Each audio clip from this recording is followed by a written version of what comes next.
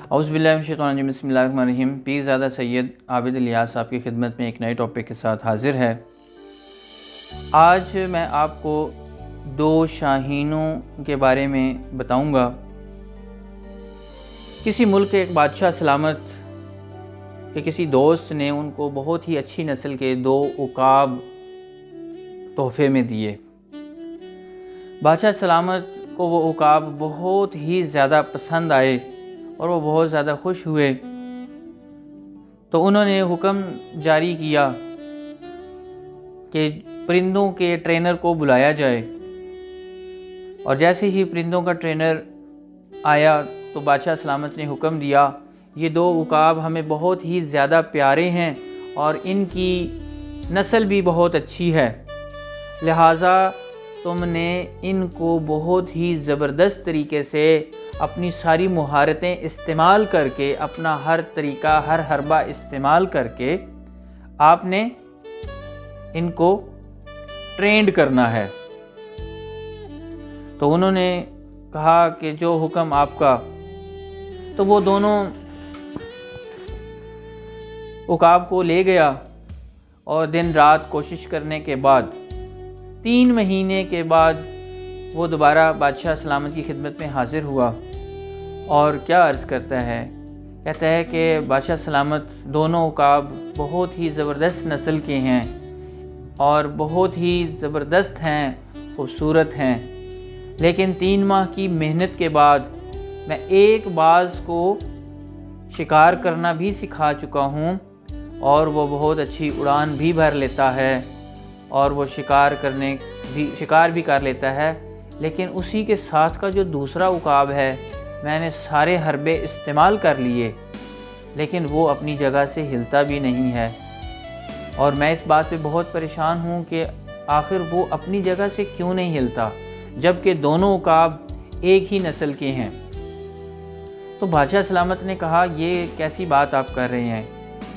جو بھی ہو جیسا بھی ہو تم نے اس کو ضرور ٹرینڈ کرنا ہے،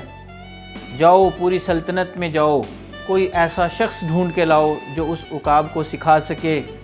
یا وہ جو پرندوں کی زبان کو سمجھ سکتا ہو اس کو ڈھونڈ کر لاؤ۔ تو وہ پرندے سکھانے والا ٹرینر نکل جاتا ہے اور پوری سلطنت میں گھومتے گھومتے اس کو ایک کسان مل جاتا ہے۔ وہ اس کسان کو اپنے ساتھ لے آتا ہے، اور کسان کو اس نے بولا کہ یہ 2 عقاب ہیں، یہ عقاب ایک جو ہے وہ بہت اچھا ٹرینڈ ہو چکا ہے، اور دوسرا عقاب یہ ہے جس کے لیے آپ کو لایا گیا ہے۔ تو وہ کسان عقاب کے پاس جاتا ہے، اور جانے کے بعد وہ ٹرینر کو کہتا ہے کہ میں یہ کام کر سکتا ہوں، میں یہ کام کر دوں گا۔ انہوں نے کہا ٹھیک ہے۔ تو بادشاہ سلامت بھی اس منظر کو دیکھنے کے لیے وہاں حاضر تھے۔ تو تھوڑی ہی دیر میں کیا ہوتا ہے کہ دونوں عقاب ہوا میں اڑنا شروع کر دیتے ہیں، اور دوسرا عقاب بھی اس دوسرے عقاب کے ساتھ جو ٹرینڈ تھا اس کے ساتھ اڑنا شروع کر دیتا ہے۔ تو بادشاہ سلامت اس بات پہ بہت حیران تھا کہ آخر اس کسان نے ایسا کیا کیا ہے کہ یہ ایک بڑا ٹرینر جو ہے وہ یہ کام نہیں کر سکا جو اس نے کر دیا۔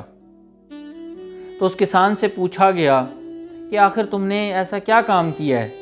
کہ جس سے یہ عقاب اڑنا شروع ہو گیا؟ تو اس کسان نے کہا کہ میں نے کچھ نہیں کیا، میں نے یہ جس شاخ پر بیٹھا ہوا تھا اس شاخ کو میں نے کاٹ دیا، کیونکہ جس شاخ پر وہ بیٹھا تھا اس شاخ پر اس کا سہارا تھا اور وہ اسی کے سہارے بیٹھا ہوا تھا۔ تو جیسے ہی اس کا وہ سہارا ختم ہوا تو کیا ہوتا ہے کہ وہ نیچے گرنے سے بچنے کے لیے وہ اپنے پروں کو کھولتا ہے اور اڑنا شروع کر دیتا ہے۔ تو دوستو، اس سٹوری سے ہمیں کیا ملا؟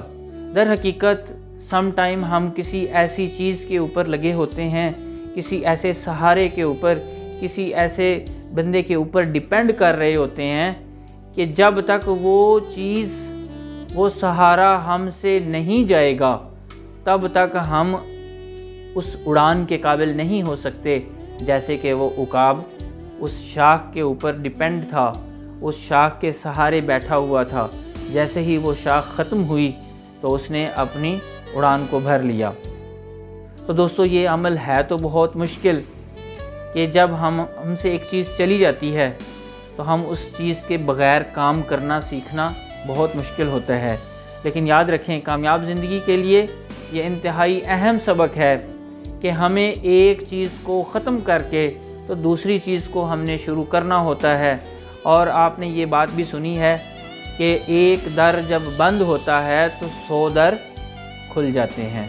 تو یاد رکھیں اللہ تعالیٰ کی جو رحمت ہے وہ بہت وسیع ہے، اور کبھی بھی نا امید نہ ہوں۔ جب بھی آپ سے کوئی ایک سہارا ختم ہو جائے تو اللہ تعالیٰ کی رحمت جو ہے وہ ہمارے لیے 100 راستے اور کھول دیتی ہے۔ لیکن بس فرق اتنا ہوتا ہے کہ کچھ لوگ مایوس ہو جاتے ہیں